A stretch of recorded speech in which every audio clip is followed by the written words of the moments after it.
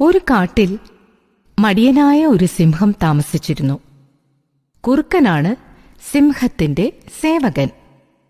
ഒരു ദിവസം സിംഹം കുറുക്കനോട് പറഞ്ഞു, എനിക്ക് വല്ലാത്ത വയറുവേദന. ഇത് മാറണമെങ്കിൽ കഴുതയെ കൊന്നു തിന്നണം.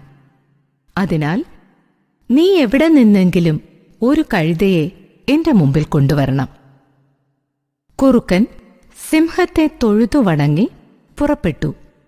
ദൂരെ ഗ്രാമത്തിൽ വെച്ച് അവൻ ഒരു അലക്കുകാരന്റെ കഴുതയെ കണ്ടുമുട്ടി. കുറുക്കന് ഉപായം പലതും അറിയാമല്ലോ.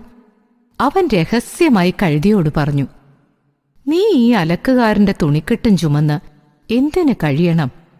കാട്ടിലെ രാജാവായ സിംഹത്തെ സേവിച്ചുകൊണ്ട് അവിടെ സുഖമായി കഴിയാമല്ലോ. ഭക്ഷണവും കിട്ടും.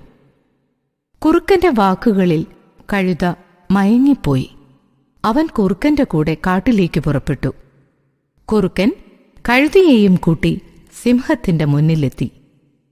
കഴുതയെ കാണേണ്ട താമസം സിംഹം കഴുതയുടെ നേരെ കുതിച്ചെത്തി. പിടി വീഴുന്നതിനു മുൻപ് ഒരു വിധത്തിൽ രക്ഷപ്പെട്ട കഴുത ഓടി ഓടി നാട്ടിൽ തിരിച്ചെത്തി.